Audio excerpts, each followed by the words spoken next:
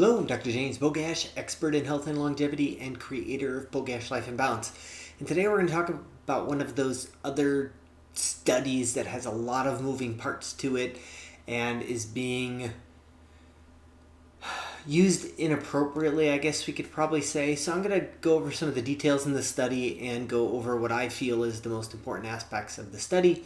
And this had to do with what's called the SAR, the secondary attack rate, in households in Denmark, which I've mentioned before that Denmark is one of the countries that has really good data. The United States, it really kind of sucks. There's a couple states maybe, but the United States doesn't have good data that we can look at.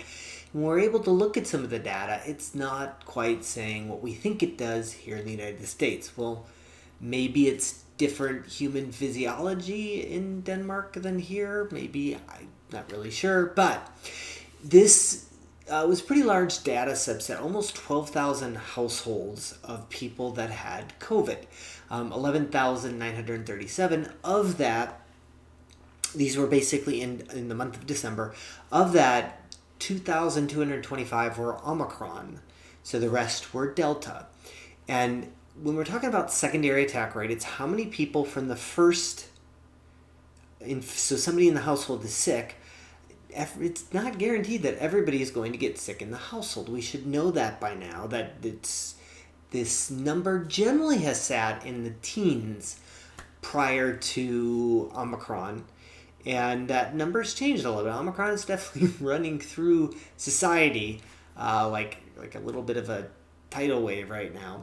But the biggest thing that they look, so this is looking at the secondary attack rate, how many people in the household. And there were a couple things that we saw that were consistent. First of all, smaller households, so people with only 2 people in the household, or households with only 2 people in the household, were way more likely to spread than households with 6.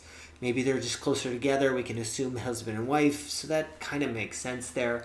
I've covered that in previous studies looking at secondary attack rate before Delta. And so overall, the secondary attack rate with Delta was 21%, so a little bit higher than what we saw with prior to Delta. Generally, those numbers were sitting in the teens. And with Omicron, it was 31% overall. Now, that varied a little bit by age group. It varied by the number of people in the household, but the end take-home number was 31%, which is probably double what we saw prior to the onset of both Delta and Omicron.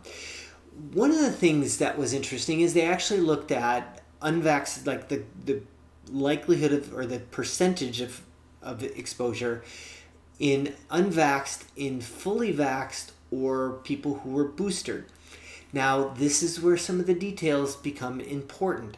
And first of all, is the unvaccinated category also include people who were partially vaccinated. For those of you who've been following me, this is one of the things that really bothers me, is that we should either create a separate category or consider those people vaccinated. Because the reality is they are vaccinated, just not as many as we initially thought were going to be good. And that number keeps changing. But it was a little unusual to throw the partially vaccinated. Now, that could be somebody who had the single vaccination, had a bad side effect, and wasn't going to take another vaccination.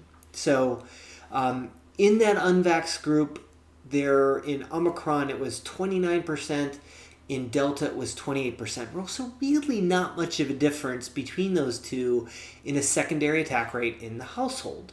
So even though we're saying Omicron is more effective, it really isn't showing much of a difference in the unvaccinated or the partially vaccinated crowd.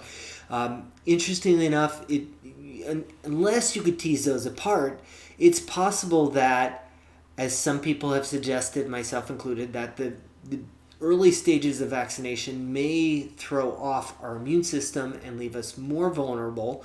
Some people call that the worry window. That can throw off those numbers, and maybe they didn't look that high if we had separate, completely unvaxxed from partially vaxxed. The authors did not do this in this study.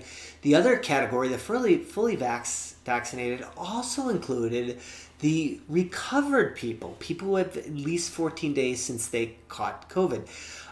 Interesting enough that this data, you couldn't see how many were the recovered versus the fully vaxxed, which I thought was a little bothersome. I really would have liked to have seen those two categories separate. Instead, they lumped them together, which is interesting. And the authors obviously considered the people who had recovered in the same category as fully vaccinated. Again, with Delta, it was 19% secondary attack rate and 32% with Omicron. So definitely higher. Interestingly enough, those numbers were higher than in people who had been unvaccinated or partially vaccinated. Then we get to the booster crowd. Again, the caveat with the boosters is we're looking at this in a short window, and if you haven't realized it by now, the efficacy seems to be waning, or not seems to be, absolutely is waning. We don't know how long, if the boosters may be the final magic bullet, or if this is efficacy is gonna tank even faster than it did with the first two shots. But they did find that with Delta, the boosters had 11% secondary attack rate, which is far lower than anything else we saw in the category, and Omicron was 25%.